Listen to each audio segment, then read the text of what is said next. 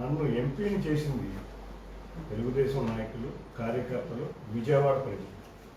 ఈ విజయవాడ ప్రజలందరికీ ఈ మధ్య సోషల్ మీడియాలో ఒక వార్త దొంగ తిరుగుడు వార్తలు ఒకటి తిరుగుతుంది. దీనికి మీ అందరికీ నా గౌరవ ముఖ్యమంత్రి నారా చంద్రబాబు నాయుడు గారికి, తెలుగుదేశం నాయకులకి, కార్యకర్తలకి, నన్ను అద్భుతమైన విజయం ఇచ్చిన విజయవాడ ప్రజలకి, మీ అందరికీ ఈ విషయం మీద ఒకటే చెప్పదలుచుకున్నాను సమాధానం. అందులో జర్నలిస్ట్ సోదరులు కూడా నా ఎదుగుదలలో ఎంతో ప్రోత్సహించారు. మీ అందరికి కూడా ఇవాళ ఉన్న విషయాలు చెప్పదలుచుకున్నాను. నేను ఈ మధ్య గత 6 సంవత్సరాల నుంచి మీరు చూస్తుంటే ఒక వ్యక్తి జగన్ దగ్గర పాలేరులాగా చేరాడు. ఈ పాలేరు చేసే పనులు ఏంటంటే జగన్ రెడ్డి యొక్క ఆలోచనని తీసుకురావడం. దీంట్లో భాగంగా మన ఆరోపణ జరిగింది. రాజకేశ్వరెడ్డి రాజకేశ్వరెడ్డికి నాకు సంబంధం ఉంది. నేను రాజకేశ్వరెడ్డిని 4 సార్లు కలిశాను. నేను కలిసింది 2020-21 సమయంలో నేను రాజకేశ్వరెడ్డిని కలిశాను. అతనికి నాకు హైదరాబాద్లో మా కుటుంబానికి ఒక ఆస్తికి అతను నైబర్. నాది ఆస్తి చాలా పెద్ద 4,000 గజాల ఆస్తిలో తను ఒక నైబర్. ఆ నైబర్తో మా ఆస్తికి రహదారి రావాలన్నా అట్నుంచే రావాలి కాబట్టి ఆ ఆస్తిలో కలిసి డెవలప్మెంట్ చేద్దాం అని నేను అతను కలిసి ఒక కంపెనీని పెట్టిన మాట వాస్తవం.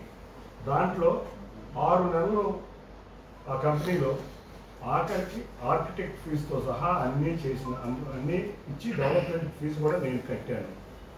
కానీ 6 నెలల తర్వాత ఇతను జగన్ రెడ్డి దగ్గర చేసే విన్యాసాలు నాకు తెలిసి ఆ రోజే ఒకటే డిసైడ్ అయ్యాను.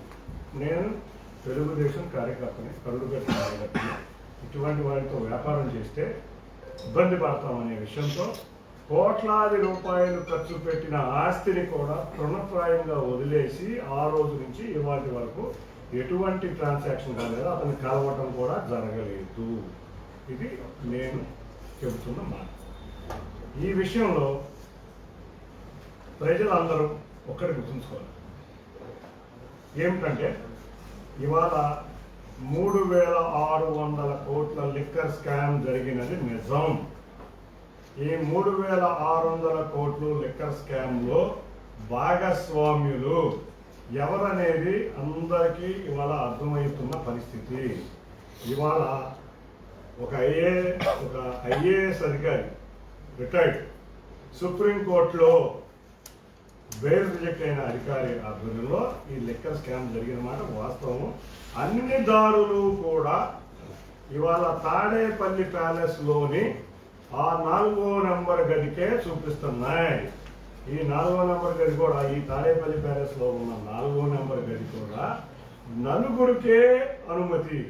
ఎవరంటే ఈ లిక్కర్ స్కామ్లో ఉన్న దంపతులు ఇద్దరు, ఎవరైతే సుప్రీంకోర్టులో బెయిల్ కోసం చేత్కరించబడి బెయిల్ రిజెక్ట్ చేయబడిన వారున్నారో వారికి, అంతేకాకుండా ఇప్పుడు పోలీసుల కస్టడీలో ఉండి లిక్కర్ స్కామ్లో ఉన్న ప్రధాన సూత్రధారి ఈ నలుగురికే ఎంట్రీ అని ఇవాళ దర్యాప్తు అధికారులకి తెలుసు, ఇవాళ అందరికీ తెలుసు. కానీ ఇక్కడ ఒక విషయం ఉంది. గత 10 రోజుల క్రితం హైదరాబాద్లో ఒక 5గురు మీటింగ్ జరిగింది. ఈ 5గురిలో మీటింగ్లో ఒక 4 పేర్లు అయితే వచ్చినాయి, కానీ 5వ పేరు కూడా రాలేదు. అది కూడా తెలుసుకుంటున్నాం. కృష్ణమోహన్ రెడ్డి, ధనుంజయ రెడ్డి, గోవిందప్ప ప్లస్ విజయవాడ పాలేరు. అది కాకుండా ఈ ప్రాంతానికి చెందిన మరొక వ్యక్తి. ఈ 5గురు కూర్చుని ఇవాళ లిక్కర్ స్కామ్ మన వైపు వస్తుంది, దీన్ని ఏ విధంగా జరగాలి అని చెప్పి 2 రోజులు మల్లగుల్లాలు పడి ఎక్కడ కనెక్షన్ అయితే ఉందో ఒక చిన్న కనెక్షన్ ఏదో నేను ఉన్న నా కంపెనీ కనెక్షన్ తీసుకుని, అది పబ్లిక్ డొమైన్లో ఉన్న డాక్యుమెంట్, ఇవాళ ఏదో అది బయట ఉన్న డాక్యుమెంట్ కాదు. ఆ లింకును కూడా మీరు చూస్తే ఎలక్షన్ ముందే ఈ లింకుని ప్రెస్ మీట్లో ఈ విజయవాడ పాలేరు దాన్ని ఎప్పుడు పోయి పదే మెన్షన్ చేస్తూనే ఉన్నాడు. ఆ లింకును పట్టుకుని ఈ లిక్కర్ స్కామ్ని డైవర్ట్ చేద్దాం అని చెప్పి, ఎందుకంటే ఈ లిక్కర్ స్కామ్లో గత ఎలక్షన్లో గత 5 సంవత్సరాల నుంచి మీరు చూస్తే, గత 6 సంవత్సరాల నుంచి ఈ పాలేరు ఎప్పుడో జగన్ కమ్ముడైపోయాడు. మీరు చూశారు కదా, మిమ్మల్ని చంద్రబాబు నాయుడు గారు అరెస్ట్ సమయంలో కూడా ప్రతినిత్యం ఫోన్లతో జగన్ రెడ్డికి మెసేజ్లు జారించేవాడు. తెలుగుదేశం పార్టీ నాయకులు తిట్టేవాడు. ఈ లెక్కర్ స్కామ్ ఎప్పుడు జరిగింది? ఈ శాండ్ మాఫియా ఎప్పుడు జరిగింది? జగన్ రెడ్డి ప్రభుత్వంలోనే కదా. మరి ఆ రోజు ఎప్పుడన్నా విమర్శించారా? అంటే జగన్ రెడ్డికి అమ్ముడైపోయి తెలుగుదేశం అన్ని అమ్ముకుని ఇక్కడ కూర్చుని ఇక్కడ తెలుగుదేశం పార్టీ నాయకుల్ని కార్యకర్తల్ని జగన్ రెడ్డికి అమ్మేసి ఆ రోజు లిక్కర్లో డబ్బులు తీసుకుని ఇసుకలో డబ్బులు తీసుకుని ఎలక్షన్లో నుంచుని జగన్ రెడ్డి డబ్బులతో నుంచుంది కాబట్టి ఈ లిక్కర్ స్కామ్ కూడా అతనిదే. ఇంకొకటి చెప్తున్న జగన్ రెడ్డి, నీ పేపర్లో Kesineni international limited America, Kesineni global enterprises Dubai అని ఒక 2 కంపెనీలు చెప్పాం. ఇదేదో నా పేరు మీద ఉన్న కంపెనీలు. ఈ 2 కంపెనీల ద్వారా నువ్వు నీ పాలేరు డబ్బులు అమెరికాకి దుబాయ్కి వెళ్ళింది. నేను కూడా మీరందరూ కూడా నిజం నిగ్గదీల్చే జర్నలిస్ట్. ఈ 2 కంపెనీలు ఎవరి పేరు మీద ఉన్నాయి, ఎక్కడ ఉన్నాయి, ఏం జరుగుతుంది అని మీరు జర్నలిస్టుగా ఇన్వెస్టిగేషన్ చేయాలని కోరుతున్నాను. తప్పకుండా మీరందరూ ఈ 2 కంపెనీల్లో డబ్బులు వెళ్ళి అని చెప్పాడు కాబట్టి ఈ 2 కంపెనీలు సాక్షివారు ఎవరైనా వచ్చారా? వాళ్ళే వస్తారు కదా. వాళ్ళంతా విలేకరులను బ్లూ ఫిల్మ్ మీడియా తాడేపల్లి నుంచి వచ్చే ప్రింటే కదా.